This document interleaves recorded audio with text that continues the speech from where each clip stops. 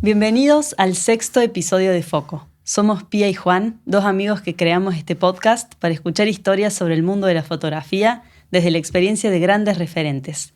Hoy vamos a conversar con Gonzalo Santile. Hola Gonzalo, ¿cómo estás? Hola Pía, hola Juan, un gusto. Hola, Gracias por invitarme. Gracias a vos. Como astrofotógrafo lográs capturar paisajes increíbles que nos acercan al menos un poquito a la inmensidad del cielo nocturno. Tenemos muchas ganas de conocer quién está detrás de todo ese trabajo y qué implica hacer astrofotografía. Va a ser un placer esta entrevista porque, bueno, hay mucho para hablar de astrofotografía. Una actividad que realmente me ha dado muchas satisfacciones, pero bueno, no deja de ser un hobby para mí, ya que, como te comentaba antes, no lo tomo como un trabajo. Ah, buenísimo. Sí. Queremos empezar con la siguiente pregunta. ¿Quién es Gonzalo Santile? Antes que nada, soy padre de 2 hijos, casado con hijos como Pepe Argento, y cuando tengo tiempo me dedico a este hobby que es fantástico, que me permite conocer todo el país de punta a punta. Creo que me falta conocer el sur fotografiando, pero el resto ya lo he hecho. Y bueno, y la idea es seguir haciéndolo por un tiempo más, hasta que el cuerpo aguante, porque bueno, es exigente en cuanto a no tanto a la parte técnica, cualquiera lo puede hacer, sino a la parte de los viajes, de muchas horas sin dormir, de planificación, y sobre todo que a veces las condiciones, como en todo tipo de fotografía de paisaje, depende mucho del clima, que es lo más difícil al momento de fotografía. ¿Cómo llegaste, Gonzalo, a la astrofotografía? ¿Qué fue lo que te atrapó de ese rubro? Estaba yo en una cabaña en Córdoba, aquí en Chacanto de Calamuchita, y se cortaban los generadores de noche, era toda oscuridad. No, esto fue hace 10 años atrás, o sea que había muy poco desarrollo lumínico por la zona, generadores, y salí afuera y vi como un arco iris estrellado que me llamó la atención, porque en la ciudad uno no ve eso, la contaminación, tantas luces, no ves casi nada. Y entré a internet esa misma noche y ¿qué es este arco que aparece? ¿Qué sé yo? Y dice la Vía Láctea. Así que tomé mi cámara, tenía la cámara y tenía trípode, esas casualidades que nunca lo llevaba, y saqué una foto y como alguien que recién empezaba le puse el flash a ver si salía. Obviamente no salió nada, salió todo oscuro. Entré a un tutorial con el teléfono y decía, no seas tontito. Tenés que poner exposición, 20 segundos, ISO alto, no usar flash, más o menos me decía. Y lo hice, saqué mi primera foto. Y ahí arranqué. ¿Y sabías algo de astronomía previamente? No, cero. No tenía nada. No sabía lo que era la Vía Láctea, no sabía que nosotros estábamos dentro de la Vía Láctea, que toda la cantidad de estrellas, nebulosas, no sabía nada. Ni de los planetas. Bueno, conocía la Luna como todo el mundo, que le sacaba fotos a la Luna con el celu y que siempre se complicaba por el brillo de la Luna y nada más. Así que no. Lo fuiste descubriendo, digamos, de a poquito. Descubriendo con tutoriales, porque todo fue autodidacta, entrando a los pocos tutoriales que había en YouTube y sí participando en un foro que me abrió mucho la cabeza, que se llama nikonistas.com, que es de Portugal y España. Entonces, al manejar el mismo idioma, ya podía empezar a ver lo que hacían otros fotógrafos, entender la técnica. Y bueno, me hice de muchos conocidos, de muchos amigos a través del foro, y empecé a participar en concursos y así empecé a desarrollar esta actividad. Espectacular, me encanta. ¿Y qué hace para vos una buena foto nocturna? Primero que nada, va a ser contradictorio, pero no es el cielo, no es la cantidad de nebulosas, no es los colores, es el lugar que fotografío. El lugar es lo más importante, diría yo. En mi caso me gusta fotografiar lugares que no hayan sido fotografiados de noche, porque de día y de noche la perspectiva es totalmente distinta. Tanto esta foto que vemos de fondo como cualquier otra, incluso el Valle de la Luna, Talampaya, donde he hecho fotos, cambia un montonazo. Y bueno, y eso es lo que busco. Después sí va acompañado de un crecimiento en la parte técnica, en el uso de equipos, filtros especiales, rastreadores de estrellas, que bueno, eso va haciendo que uno vaya mejorando muchísimo la calidad. y yo veo mis fotos de hace 10 años y veo ahora y son el día y la noche. Pero la sensación siempre es la misma, es de descubrir algo que vos de noche no ves y cuando haces el clic con la cámara, ahí aparece todo un mundo nuevo. Claro. ¿Y cuál dirías vos que son los mayores desafíos a la hora de hacer este tipo de fotografías? El tiempo, no solo el tiempo que esté despejado, sino el tiempo que tenés que tomarte para toda fotografía de paisaje, pero sobre todo esta fotografía porque demandan muchas horas sin dormir. Yo particularmente voy a un lugar, porque ya llevo equipo pesado, lentes, trípode y otras cosas, algo para comer, algo para tomar. Ni siquiera llevo una sillita para sentarme, estoy todo el tiempo parado y puedo estar en una sesión entre 6 a 8 horas. ¿Y por qué son tantas horas?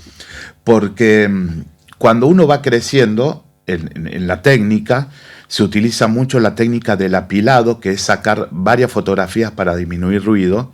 Y en el caso mío, yo incorporé un rastreador de estrellas que me permite exponer más tiempo. O sea, dejar el obturador abierto de la cámara, no los 20 segundos clásicos con los que uno empieza, sino que dejarla 2, 3, 4, hasta 5 minutos abierto el obturador y entonces capta todos los detalles del cielo. Todos estos colores que ven no son colores inventados en Photoshop, son los colores ocultos que se consiguen sí o sí con larga exposición, con mucha exposición. Y después todo este proceso se hace, en mi caso yo hago mucha panorámica, es cada pedacito de la Vía Láctea se sacan 4 o 5 fotos de 2 o 3 minutos. Entonces todo eso va sumando, tac, tac, tac. Después se saca el suelo, porque yo hago panorámicas 360, 180 grados. Entonces lleva mucho tiempo. Se ensamblan, digamos, como una especie de mosaico, digamos, se ensamblan. Exacto, se hace un mosaico porque no entra todo en una sola foto. Si bien yo utilizo grandes angulares que captan un estiramiento así, tenés que sacar pequeñas partecitas para que después el programa lo una y lo solape y encuentre, bueno, en arquitectura, sí. Yo utilizo PTGui, que es un programa que también se utiliza en arquitectura, que une puntos en común, que en estos casos son las estrellas. Entonces, identifica el programa cada estrella y si no está bien solapada, después se queda un vacío y puede arruinar todo el trabajo de una noche. Claro, y el rastreador de estrellas que mencionás es como parte del trípode, parte de la cámara. No, eso es un aparatito independiente mecánico que es simplemente como un aparato de relojería muy preciso que simula el movimiento terrestre de rotación para que uno pueda exponer más tiempo sin que las estrellas salgan movidas. Ese aparatito, yo tengo uno chiquito que se llama Star Tracker Ioptron Sky Guider, que va montado en el trípode. Y sobre ese rastreador va la cámara. Entonces la cámara va sobre el rastreador y va haciendo esto. No sé si se alcanza a ver, va siguiendo claro. el movimiento rotatorio de la Tierra y va captando.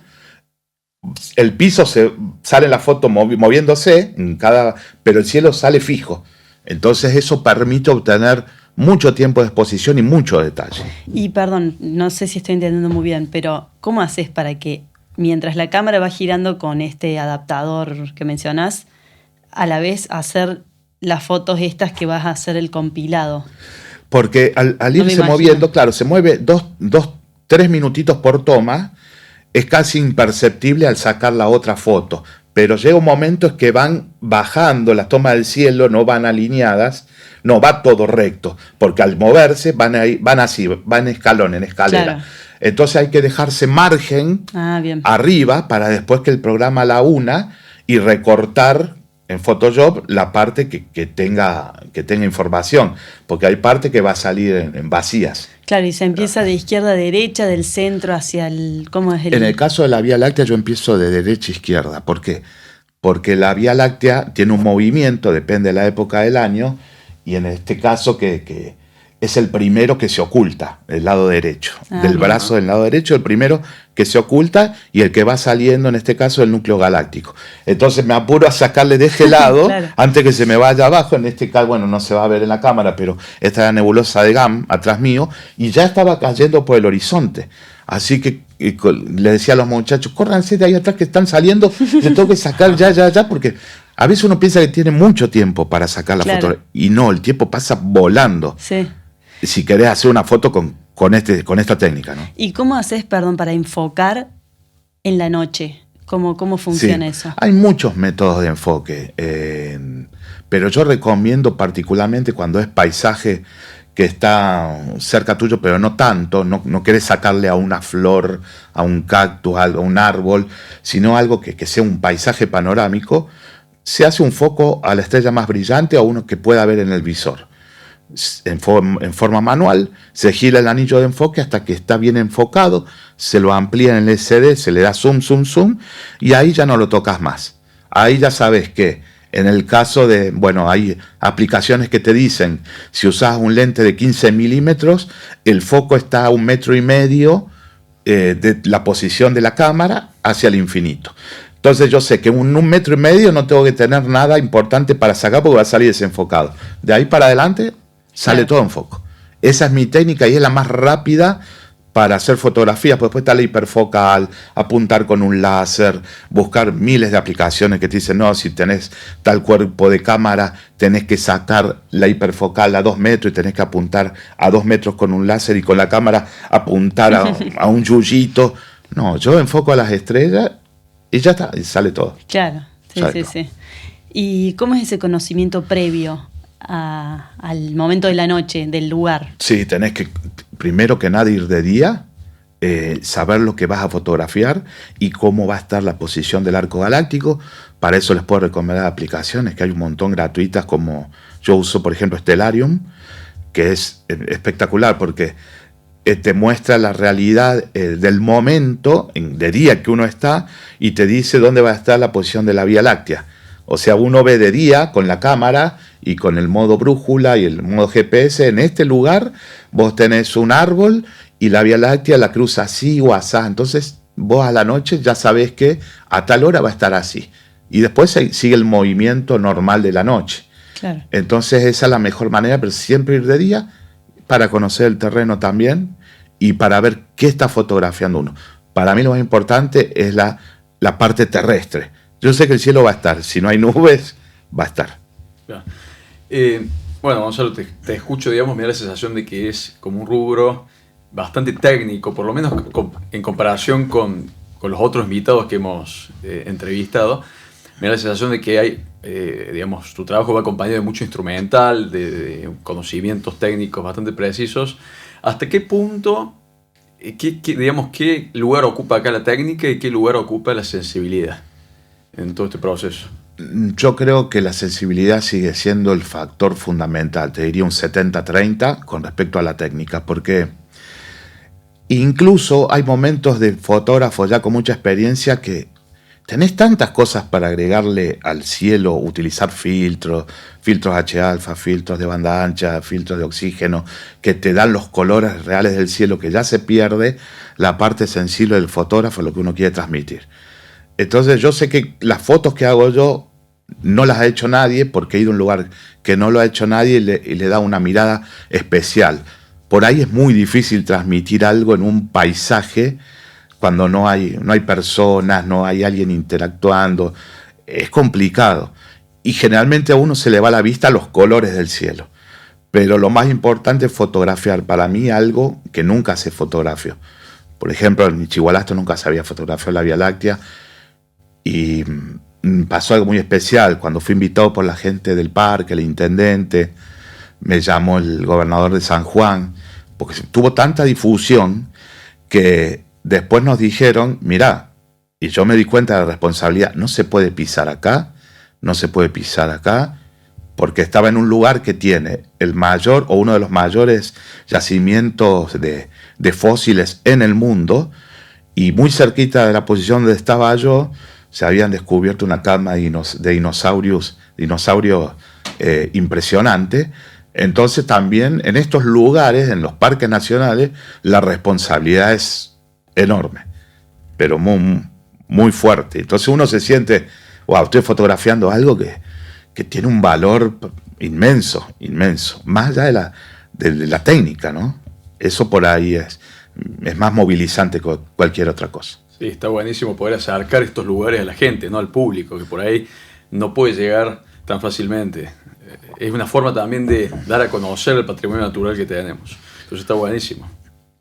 Sí, sí, eso, bueno, me ha pasado también en La Rioja, en Laguna Brava, que incluso hay mucha gente que no la conocía, y tenemos lugares increíbles en la Argentina para disfrutar, no es necesariamente de noche, porque aunque parezca que se requiere mucho conocimiento, la curva de aprendizaje en esto es muy, muy rápida.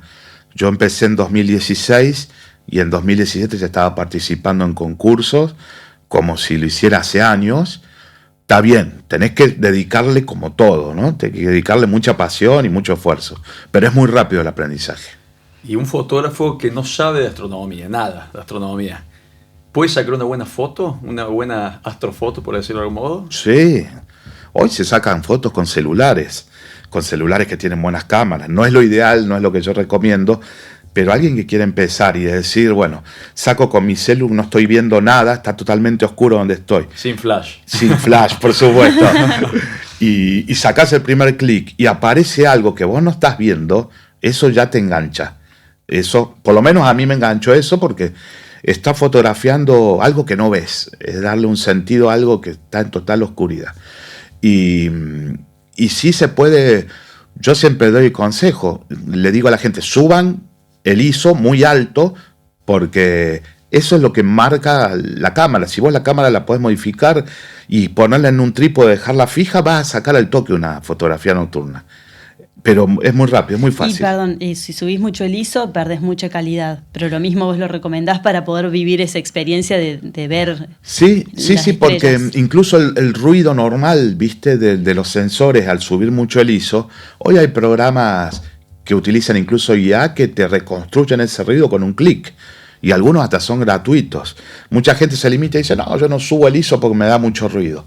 Incluso ese grano, cuando yo empecé, a mí me encantaba porque le da un estilo diferente. No hablo de un ruido exagerado, sino un ruido controlado.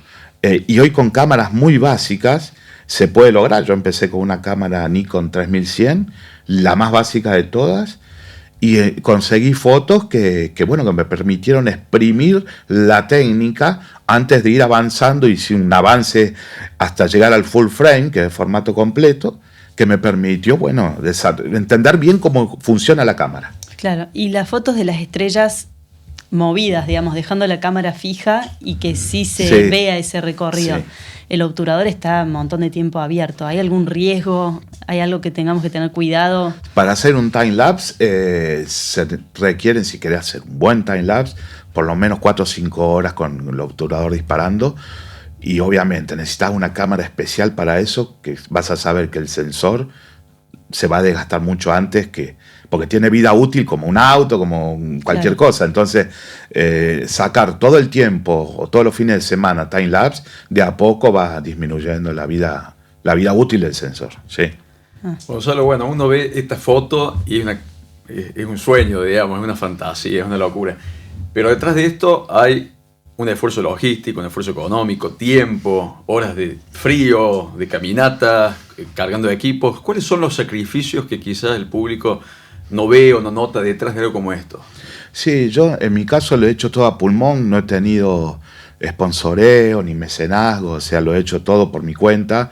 Trasladarme a estos lugares, hacer 600, 700 kilómetros, incluso los alojamientos. En este caso particular, la gente de Valle de la Luna se portó muy bien, me dio alojamiento y me permitió el acceso total al parque junto con el fotógrafo oficial del parque.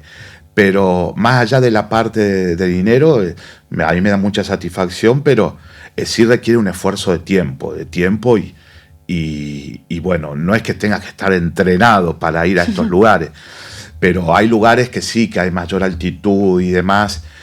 Yo recomiendo ir con gente que conozca el lugar, vaqueanos, porque en Laguna Brava me pasó que tenían miedo en la época que fui, que cambia. Yo fui en septiembre, fines de septiembre, que todavía cambia mucho el tiempo.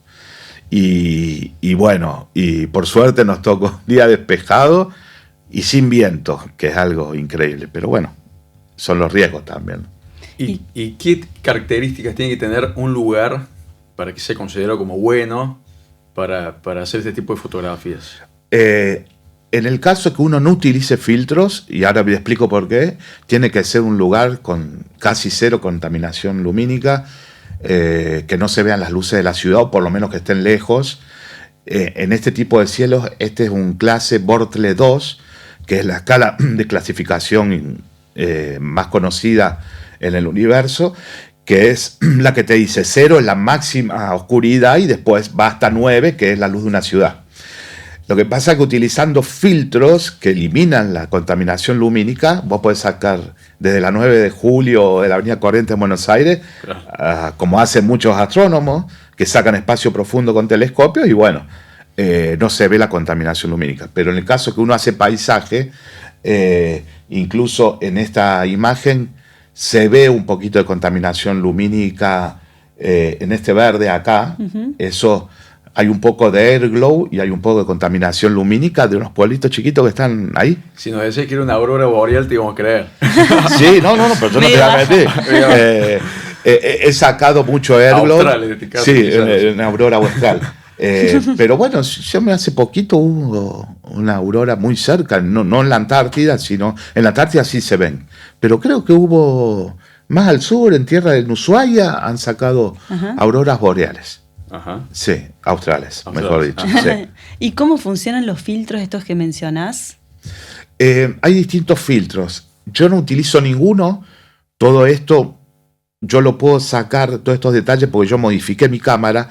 En realidad yo le saqué un filtro a riesgo de romper la cámara, porque lo llevé a un service que no sabía, acá en Argentina no encontraba. Y yo le expliqué, mira, hay que sacar este filtro, me dijo un colega de Estados Unidos, este es de este color azul. Entonces ese filtro me permitió captar el canal H-alfa o de hidrógeno alfa, que son las nebulosas de ese tono rojizo que se ven. ¿Qué pasa? Todos los fabricantes colocan estos filtros para que los colores se adapten al ojo humano, a lo que ve el ojo humano. Entonces al sacar el filtro se ven todos los demás colores. En realidad se ve toda roja la imagen. Después se ajusta el balance de color en procesado. Pero después ya vienen los filtros dedicados, que son para H-alfa, y estoy en ese proceso, pero no estoy tan seguro de complicarme la vida, que es que van incluidos después del sensor y antes del lente. Son unos filtros que no se consideran acá, que permiten captar determinada onda. En este caso el H-alfa, que es lo que más hay en la Vía Láctea, son estas nebulosas, esta que está acá de GAM, cerca de Opiuchi, de Antares. Entonces, esas nebulosas se sacan con esos filtros. Yo no recomiendo que hagan eso sin antes conocer bien cómo funciona una cámara, porque es complicarse. Y después, aparte, no la podés usar para otro tipo de fotografía, ¿o no? Sí se puede utilizar. Yo, incluso sacándole el filtro, se ajusta muy fácil el balance de blanco, pero cuando uno la saca al momento va a ver casi todo rojo o anaranjado. Pero sí se puede utilizar. Y en el caso de la compra de filtros de externos, ahí también se puede utilizar porque se pone y se saca. No hay ningún problema. ¿Y qué es lo más difícil de la postproducción o edición de estas fotos? Además del compilado de las fotos. En ese caso, si yo le meto un filtro H-alfa dedicado para resaltar más aún de lo que se ve acá, si ahí es un procesado bastante complejo porque es doble. Tenés que sacar primero el canal RGB de los colores clásicos al arco galáctico y después otra imagen y otro apilado al H-alfa. Y después eso sí, combinar esas dos imágenes en Photoshop para resaltar. Primero que el programa me haga programas especiales que hagan un apilado y que me yapen una imagen con otra, ubicando las estrellas como referencia porque tienen que estar iguales. El tiempo va corriendo, la Tierra se mueve, entonces yo como hago la foto en distintos periodos de tiempo, una va a estar acá y la otra va a estar acá. Entonces el programa lo que me tiene que hacer es unirlo. Claro. Una vez que me lo une, ahí se hace el procesado y es más simple. Pero todo eso para un arco de Vía Láctea requiere el doble de laburo, el doble de uso de programas. Incluso hay gente que lo puede hacer, que tiene un trípode con un fierro, por decirlo, con dos cámaras, dos rastreadores que van las dos traqueando al mismo tiempo el canal H-alfa y el canal RGB. Entonces se simplifican un paso. Pero bueno, eso ya es un laburo. Sí, sí. Ya que perdés, en mi opinión, ya se pierde el encanto, porque es tanto lo que tenés que hacer al mismo tiempo que no lo disfrutás. Claro. Bueno, uno tiene generalmente como una idea estática de los astros, ¿no es cierto? En el sentido relativo. ¿Cómo haces para capturar objetos en movimiento, que se mueven rápido? Por ejemplo, un cometa, un meteorito, algo de eso. Bueno, eso es lo más fácil, porque hay distintas épocas del año donde están la lluvia de meteoros, las Oriónidas, las Perseidas, y es muy fácil capturarlos porque uno utiliza un ente gran angular, pone el ISO en 3200 y deja la cámara que haga fotos de 30 segundos con el programa, ¿no? Entonces cada 30 segundos queda el sensor abierto y va disparando al cielo hacia el cuadrante donde uno sabe que están las Oriónidas o que están las Perseidas. Eso en cualquier aplicación te dice, bueno, las Oriónidas están en el este, en la constelación de tal. Entonces uno apunta a la cámara y la deja toda la noche, te querés ir a dormir, te vas a dormir y la dejas disparando y al otro día vas a ver los cometas. Es algo fantástico ver un cometa, pero en la Argentina tenemos la mala suerte que todas estas lluvias de meteoros se dan muy cerca del horizonte. Uh-huh. Entonces la contaminación lumínica que hay te impide ver el brillo del cometa y se ve muy poquito. Y yo miro imágenes del hemisferio norte, las fotos que sacan apuntan al cielo y se ve como una lluvia así, una lluvia de estrellas que salen de un punto, claro, que es el punto que te digo, de la constelación, salen todas así, como cayendo, y salen impresionantes porque ahí arriba no hay contaminación lumínica.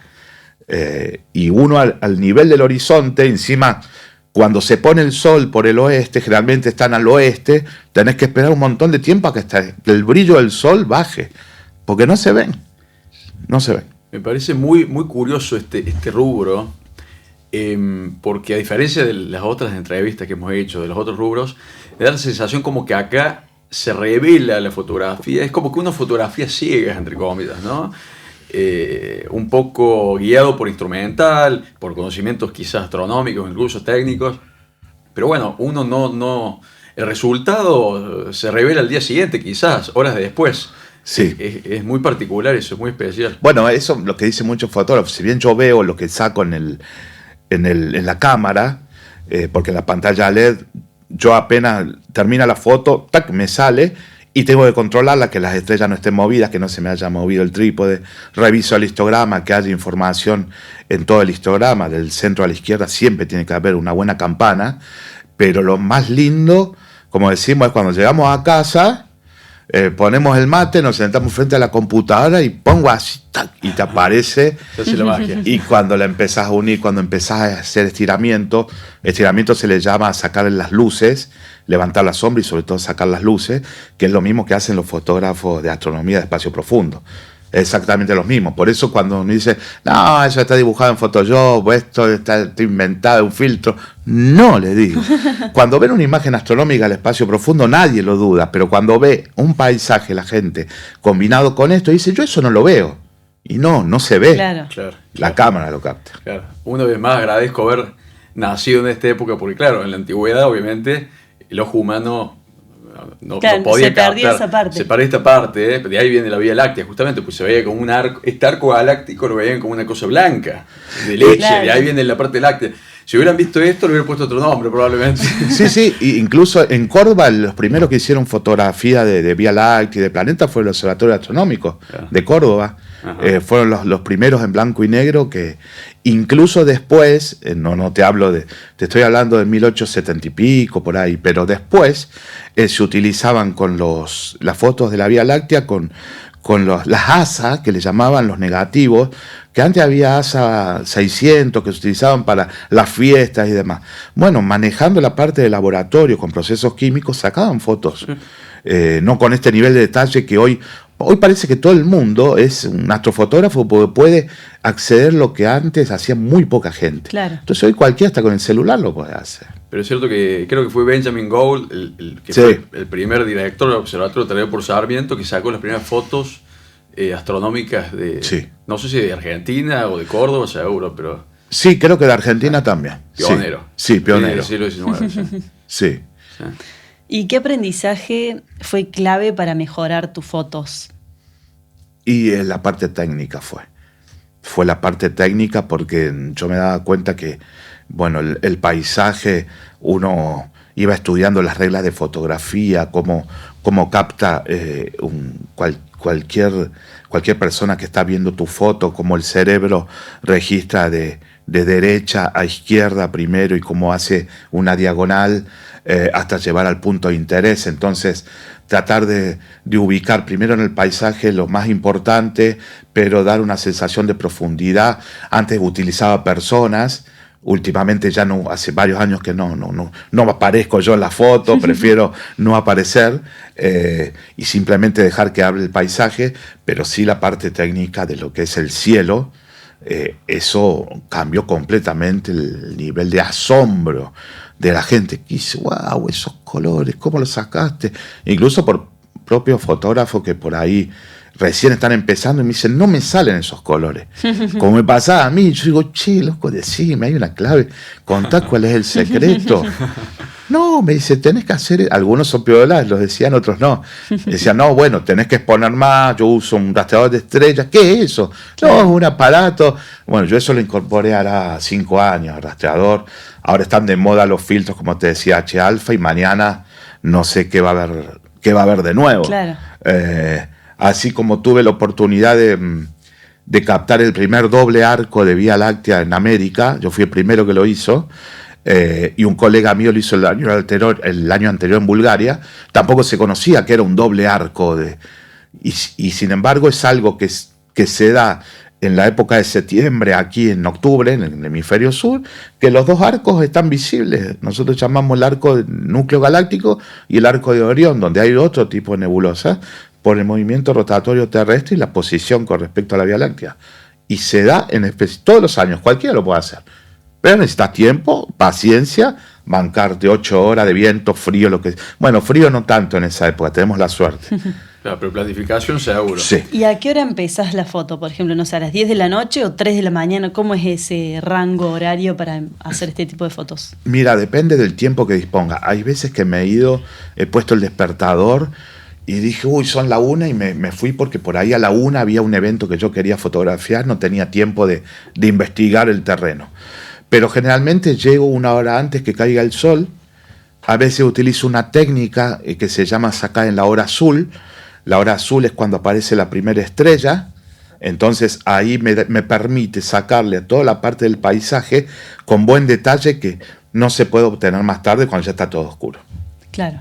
¿Y cuál dirías que fue la foto que más te costó obtener?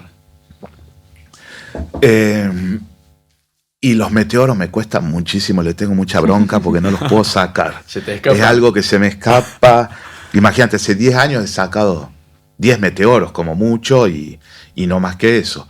Pero técnicamente la foto que sí, que más tiempo me llevó, no te diría que me costó porque fue la de los 2 arcos en Cafayate, pero sí mucho tiempo. Estuve de las 6:30 de la tarde hasta las 4 de la mañana, esperando sacarle la foto al primer arco que baje y después a las 4 de la mañana sí sacar la otra parte en forma muy rápida también porque ya se venía el amanecer. Cuando se ve el amanecer, claro, las estructuras de la nebulosa empiezan a difuminarse y no se ven o se mete mucho la luz del amanecer. Entonces técnicamente es eso algo que tenés que hacer muy muy rápido. Claro. Muy rápido.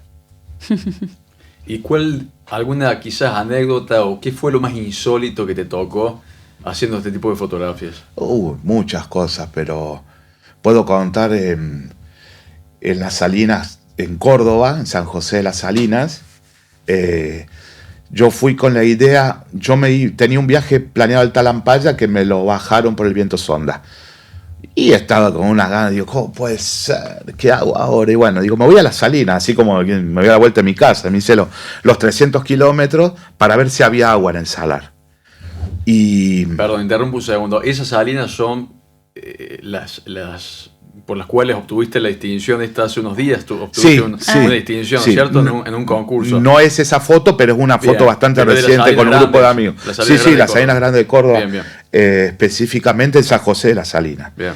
Yo ahí, mucha gente está muy de moda a fotografiar, a hacer campamentos, y yo voy a una zona que es poco visitada y bueno, me meto en las Salinas por un camino costado de las Salinas como 7 kilómetros.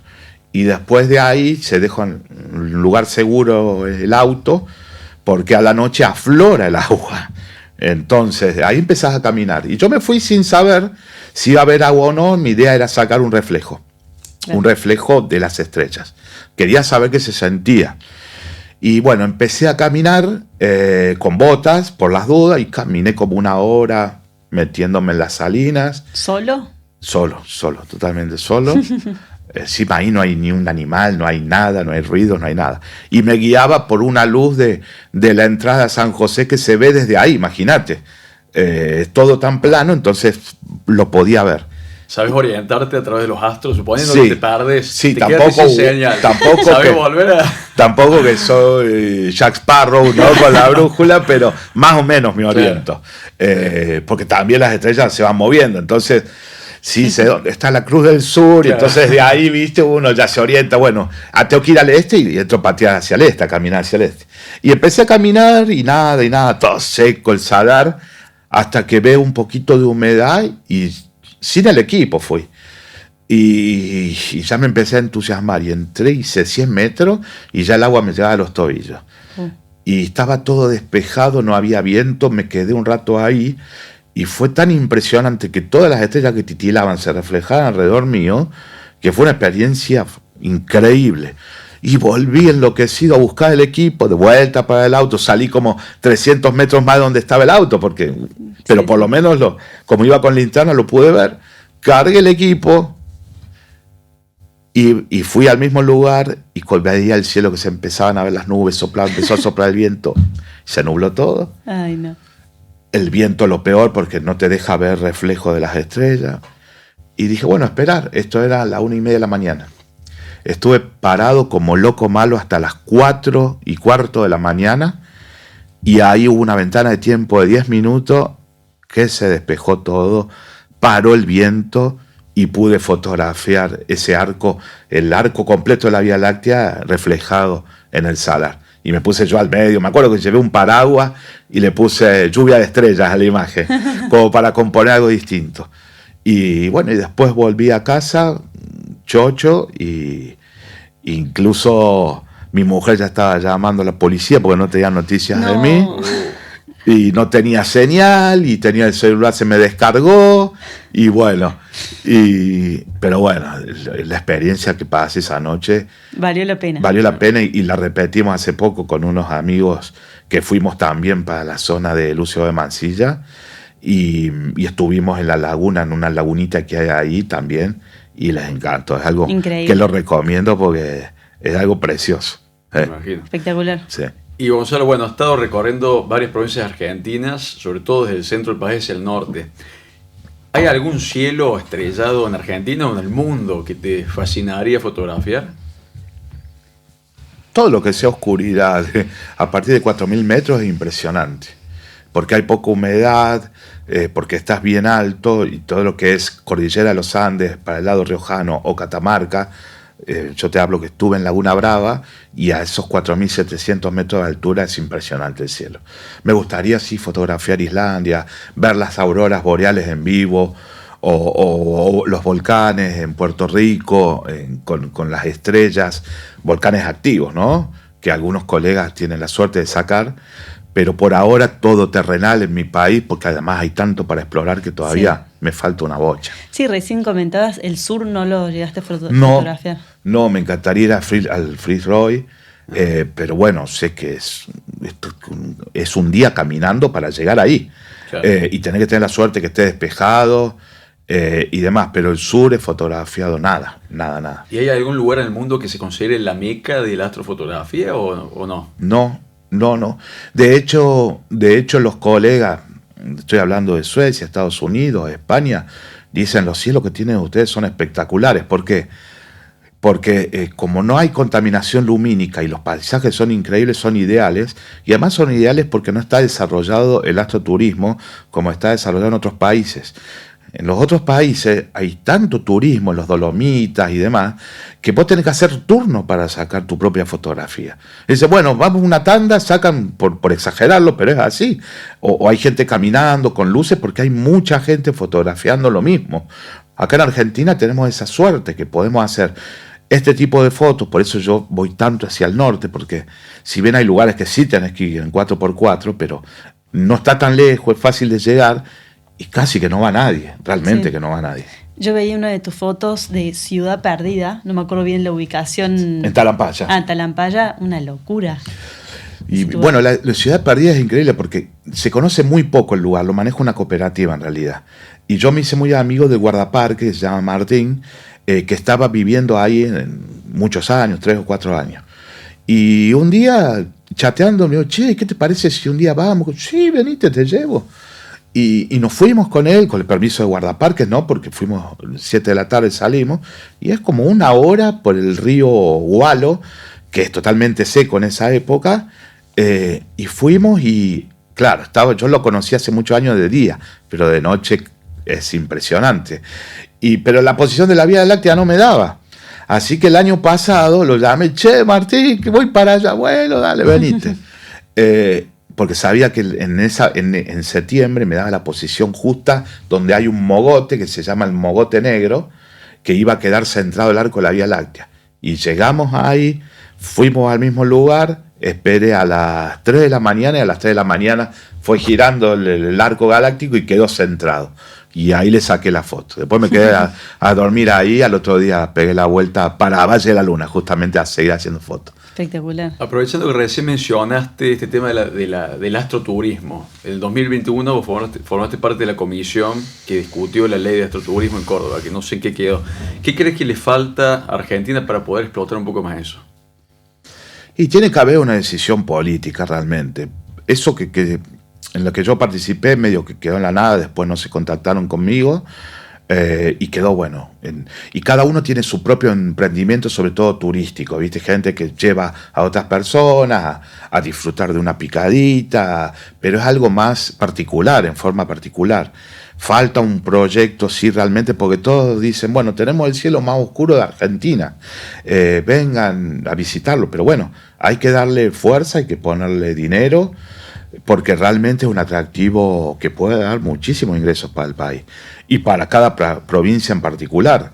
Está bien, como pasa con todos estos temas, después la gente hace desastres cuando va a los lugares así alejados que tienen un microsistema muy particular, pero si se controla y si se maneja bien, es un ingreso enorme para el conocimiento turístico de nuestro país en el extranjero. Todos me dicen, che, qué gana ir a fotografiar tu país, y bueno, y sí, realmente es como poco lugar en el mundo, creo yo. Claro. ¿Y qué sensación te dio estar en lugares tan paradigmáticos para la ciencia argentina como, por ejemplo, la CONAE o el Observatorio Astronómico de Bosque Alegre? ¿Cómo fue esa experiencia estando al lado de técnicos científicos? Sí, la verdad que es algo increíble porque uno lo que primero, por lo menos lo que yo primero le pregunté, porque estuve en el observatorio acá de Bosque Alegre, che, ¿viste algo? ¿Hay aliens? ¿Hay extraterrestres? No, me dice, digo, si viste algo no me va a decir, no, dice, no hay nada. Pero sí tuve la suerte de estar, por ejemplo, en el Observatorio Astronómico con Martín Leiva, que justamente estaban estudiando lo que es los exoplanetas. Y habían descubierto un exoplaneta y lleva su nombre. No sé si el exoplaneta o una estrella que descubrieron o un satélite de un exoplaneta le pusieron el nombre de él en fruto al enorme trabajo que hacen todos los científicos. No es solamente él, es todo un equipo. Y estar en un lugar tan emblemático de Córdoba como el Observatorio de Bosque Alegre, para mí fue muy lindo, muy enriquecedor. Más allá de la foto que saqué, que después la pusieron en el hall del observatorio y demás, fue una experiencia muy linda. Y bueno, y en la CONAE también hice un time lapse hace muchos años de las dos antenas, también muy lindo. Y si uno quisiera ir al observatorio, ¿Cómo es ese ingreso? Alguna vez yo me acuerdo de haber pasado con el auto y es como que nunca lo veo abierto. ¿Cómo es eso? Estuvo cerrado, creo que cerca de 6-7 meses por reparaciones en el cristal del telescopio principal y en la cúpula. Y ahora ya está abierto al público, se lo puede visitar creo que los fines de semana, hay que anotarse en el OAC. Y si uno quiere ir más allá y pedir un turno privado, digamos, para fotografiar la Vía Láctea o lo que sea, son re macanudos los chicos, hay que hablar con ellos o con Martín Leiva y bueno, seguramente se pueden poner de acuerdo y visitarlo. Claro. Yo lo hice así. Está bueno saberlo. Sí, sí. En el 2021 fotografiaste el cometa Leonardo junto a tu familia, tu mujer y tus 2 hijos. ¿Cómo es esa experiencia de hacer este tipo de travesías con tu familia? ¿Cómo se da eso? Y yo los llevo para todos lados, porque me gusta, a todos nos gusta la montaña. A ellos les gusta porque medio a la fuerza, porque los llevo, tanto que los llevo les gusta, pero he visitado mucho, yo voy mucho a Cafayate, es un pueblito muy lindo que nos gusta mucho, entonces aprovechamos y vamos a la montaña, yo aprovecho. Por ahí la llevo a mi hija también. ¿Te tomas unos vinos de paso? Me tomo unos vinitos, me voy a un puestito donde hay llamas, que los chicos juegan y hacen unas empanadas espectaculares. Qué rico. Y es muy rico Cafayate en colores, en la oscuridad de su cielo espectacular y la gente es muy cálida. Y bueno, y lo del cometa sí, incluso acá en Altas Cumbres lo fotografié. Realmente esa creo que fue la mayor experiencia. Mi primer cometa lo fotografié en Cafayate, creo que fue el Neowis. Y estaba solo y salía a las 4:30, 5 de la mañana. Se me está secando la garganta. ¿Podemos me quedé sin buscar un agua. poquito de agua? Dame un segundito que te Dale. traigo. Sí. Porque si no voy a estar tosiendo el micrófono. Sí. No pasa nada. Perdón, Muchas está medio gracias. lleno, pero... Muchas gracias, Pía. No sé qué era que me habías preguntado. No me acuerdo. ¿En qué estábamos? No, lo de tu familia.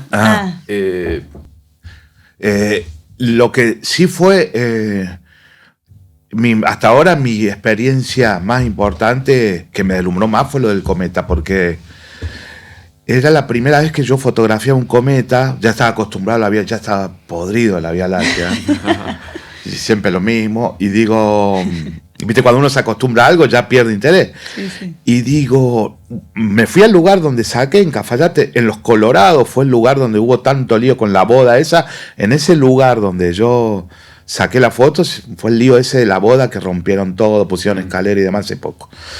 Y yo estaba ahí, antes de todo esto, ¿no? Hace 6 años atrás, y digo, bueno, dice que tiene que salir por el oeste a tal hora, creo que eran las 4:30, 5 de la mañana. Y esperé ahí, miraba la hora, hasta que en un momento estaba mirando para otro lado y con el rabillo del ojo, sin ver en forma directa, lo veo, apareció ahí, se veía hasta la cola, y fue una sensación, me quedé un rato mirándolo, a simple vista, sin binoculares, sin cámara, nada. Y fue algo realmente impactante. Y después ahí nomás le saqué la foto, hice el apilado, le saqué bien esa cola verde que tiene, los detalles junto con la montaña de fondo, que es una imagen increíble. Y bueno, y de ahí cada vez que puedo le saco foto a los cometas. Y este cometa particularmente, pensando un poco en el cometa Halley, que pasa cada casi 80 años, ¿cómo es este caso particular? Creo que ese es bastante periódico y pasa todos los años. Ajá. Pero últimamente yo ya he fotografiado como 3 o 4 y ahora había otro cometa, pero estaba muy bajito sobre el horizonte. Entonces no se alcanza a ver si no utilizás filtro antibloqueo. Pero todos los años hay 3 o 4 que desde nuestra latitud los podés fotografiar con equipo especial, no se ven a simple vista. Lo que tiene el Leonard y el Neowis, sobre todo el Leonard, que se veía a simple vista, pero que casi en forma directa, en las altas cumbres yo lo vi y estábamos todos. Claro, yo estaba con la cámara y la gente decía, ¿qué estás mirando? Y se acercó un montón de gente que estaba paseando en Julio César. Sí, divina esa zona. Sí. Y estamos todos viendo allá el atardecer. cambiando a las altas cumbres, digamos. Claro, ahí en una bajadita donde hay un restaurante y bueno, estábamos ahí, se veía tras la sierra del otro lado y yo con la cámara listo y veía que la gente empezaba a mirar, me dice, ¿estás sacando la tal? No, le digo, estoy esperando al cometa. ¿Qué cometa? Y bueno, le digo, todavía no lo va a ver, pero la cámara ya lo capta. Entonces agarré, saqué varias fotos y cuando lo miraron no podían creer. Le digo, bueno, ahora síganme, Gonzalo Santilli Astrofoto. Sí, y no lo podían creer, que lo vieron ahí, después lo veían medio de refilón y lo veían a simple vista. ¿Y salen también satélites? Todo el tiempo, realmente es un espanto los satélites para lo que hacemos astrofotografía, porque si bien los programas después te los eliminan cuando vos los haces el procesado, es realmente desgastante, porque pasan todo el tiempo y cada vez hay más. Claro. Lo que es Starlink, la mayoría son los de Starlink, arruinan no solamente para los que hacemos astropaisajes, sino para los que hacen espacio profundo y para los que hacen los observadores del cielo.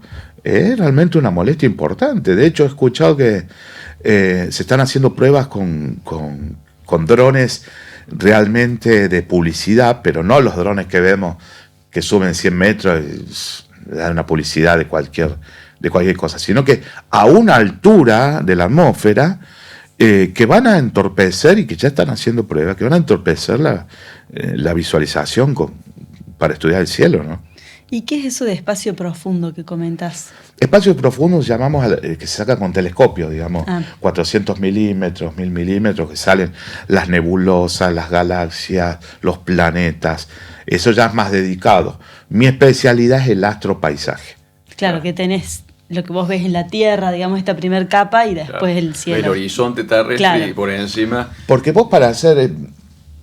¿Por qué es tan complicado esto? Porque tenés que trasladarte a un lugar que esté muy oscuro, tenés que buscar un paisaje que te guste. Vos el espacio profundo lo hacés de tu casa, si bien lleva un periodo de conocimiento, de saber cómo revelar, de horas de adquisición que se llaman, hasta a veces 3 días, 4 días sacando al mismo elemento todas las noches desde tu propia casa, de la terraza. A mí lo que más me atrae de esto es, bueno, la parte anterior, viajar, planear, claro, la adrenalina que se siente llegar al lugar.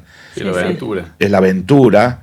Eso es lo que a mí más me gusta. Y además también toma relevancia, digamos, en la composición lo que se ve en el paisaje terrestre. Por ejemplo, en este caso, esta especie de bueno, no sé cómo llamarlo, no sé qué es, pero este tipo de elementos también son fundamentales, como la foto que recién decías de este mogote, que sé que fue una foto muy premiada también.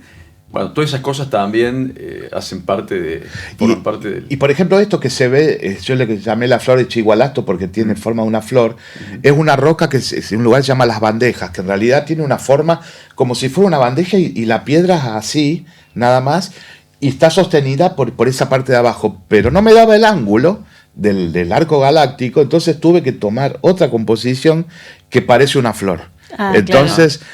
Depende cómo vos apuntes la cámara, podés obtener un montón de composiciones. ¿Y tenés alguna imagen que sea tu preferida? O sea, ¿qué hace especial a esa foto preferida tuya? Sí, la de Cafayate, una de Cafayate que saqué en el año 2023, que se llama Las Ventanas del Lugar, y que yo recién experimentaba con un rastreador de estrellas, o con la cámara modificada, no recuerdo bien, pero que son como dos antenas parecían, de piedra, bien altas, que desde la posición en que yo estaba me daba justo el encuadre para sacar el arco galáctico, y cuando la estaba haciendo sabía que iba a ser una foto tremenda, y sabía que yo tenía que estar en esa foto, en el medio de esas dos como antenas de piedra, iluminando para que se vieran realmente los colores rojizos de ambos lados para terminar de cerrar la fotografía. Y esa imagen me permitió ser uno de los ganadores del Milky Way Photographer of the Year en 2023.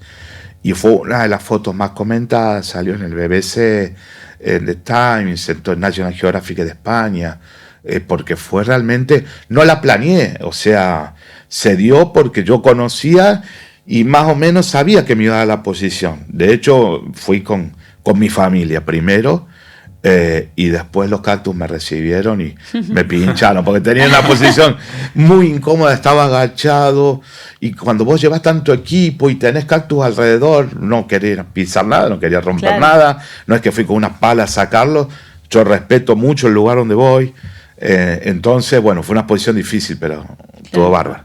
Y ya que mencionas lo de los premios y estos reconocimientos, tenemos un historial de premios que es más de 20 premios, es realmente abrumador, digamos, por mencionar algunos. Bueno, fuiste publicado varias veces por National Geographic, ganaste varias veces los concursos de Capture de Atlas. Bueno, fuiste jurado en Rusia. Bueno, hace unos días también ganaste un concurso internacional. ¿Qué sentís cuando tanta gente del mundo ve tu foto? Una foto que sacaste acá. ¿Qué sensación te produce? Sí, realmente es algo... Yo participo, no estaba participando mucho, había dejado de participar, pero sí empecé a participar de vuelta porque también me gusta probarme con colegas de otros lados. Si bien yo sé que la verdadera prueba es sacar algo distinto, algo nuevo, uno también quiere ver qué nivel alcanza o qué más podés hacer para mejorar tu calidad fotográfica o tu calidad de imagen. Y también me di cuenta de la responsabilidad cuando fui jurado en Rusia 35 Hours. Tuvimos que juzgar 173.000 fotos. Un montón. Y era una cosa que... Cuando yo dije, no, ¿cómo me metí en esto? No es que me metí, como yo había ganado en 2017...